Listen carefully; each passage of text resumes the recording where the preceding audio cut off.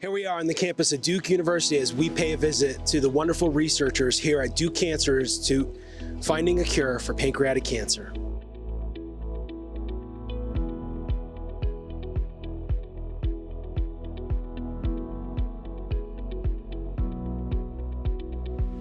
We have extremely experienced nurses on our team. We've got a great group of partner surgeons. There's 8 of us who deal with pancreatic diseases.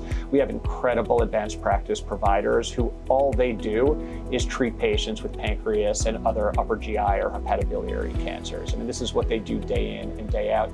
And the colleagues we work with are truly world class. In addition to the collaboration, of course, we've got world-class research. These physicians that are great in medical practice are also leaders in their research spheres. We've been very appreciative of the support Project Purple has given us, and we really used it as a two-pronged approach. One is that the only identifiable precursor lesion of pancreatic cancer is a cystic lesion that develops in the pancreas, and it's called IPMN. It's an abbreviation. And Project Purple has helped us to understand this disease in a much deeper way through 2 initiatives.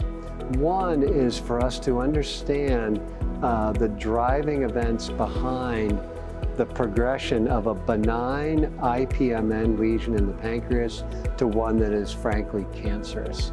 For the first time, we've developed a mouse model of IPMN that recapitulates the human condition and allows us to track progression within the mouse through fluorescently tagged mutations. And the mutations we use are the same ones we see in humans. With this model, we've fluorescently tagged all those different cells. So we've got cell type number 1 that's blue, cell type number 2 that's magenta, cell type number 3 that's yellow. And we're seeing, well, at 3 weeks versus 7 weeks versus 20 weeks versus 24 weeks, what do those cells look like? We're currently in the stage of analyzing all of our samples through that to look at how does gene expression change in these tumors when you start from the earliest precancerous lesion straight to advanced cancer. And so that model is going to allow us over the next 5 to 10 years to really dig deeply into how IPMN progresses and allow us to see if there's specific targets we can identify that we can inhibit to prevent that progression from happening. We are really starting to see that pancreatic cancer is a very diverse tumor. The reason why it's so hard to treat is because there are so many different clones, we call them, of cells, each with their own capacity to respond to treatment differently, to metastasize differently, to proliferate or to grow differently.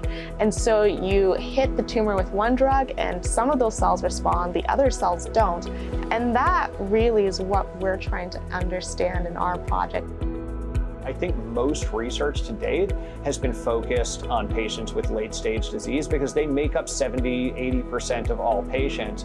Much of my own work is in the prevention of progression of these IPMN lesions to cancer. We want this center to be really focused on the early disease space, prevention, early detection, and treatment of early-stage disease.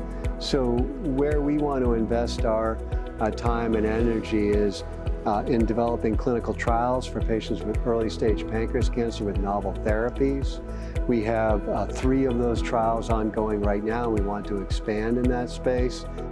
It is bringing patients in and offering them therapies that include the best things that we know are proven to work, but also investigational therapies that have proven successful in either other diseases or in the laboratory setting, and doing things to test whether that might improve their outcome. I'm always advocating for more research in the space of how do we turn a disease that we know is not truly localized in most cases. How do we develop research strategies that can eradicate the cells we can't see when we diagnose these patients? Early detection needs to be able to detect these lesions even earlier than we can now. Even in the 3 years I've been in this space, how I think about cancer has changed a lot, very dramatically. And that has also changed, I think, how I would enter conversations with patients in terms of the treatment options that I would present to them and how I want to guide them through their treatment options too. When I was a resident here, it was very clear that what they wanted to create was not just clinicians, it was going to be clinicians who are leaders in a disease space. But the expectation is that you're going to change the disease that you treat. So you come to work every day and say you're not just going to treat these patients, you are really going to focus on how to develop the next set of therapies for them, understand the disease better. Well, we've been very appreciative of the support Project Purple has given us. But without support from groups like Project Purple, labs like ours it is impossible to do the type of work we want to do. And as much as we rely on federal funding, and we do, more and more we rely on groups that really care about the disease. I mean, this is who wants to fund the type of work that we do. Everything we do is focused on the patient. And to do that type of work, you need at least some of your funding to come from groups that actually know and care about the disease.